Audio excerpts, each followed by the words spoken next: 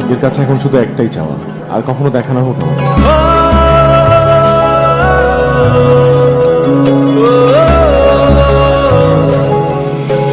কি যে একা বুকের ক্ষতটা ভীষণ ব্যথা লাগে,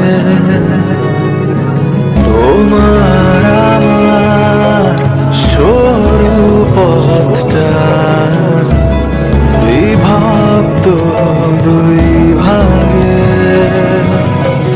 মন চাইছে কাছে যেতে, মাঝে এক অদৃশ্য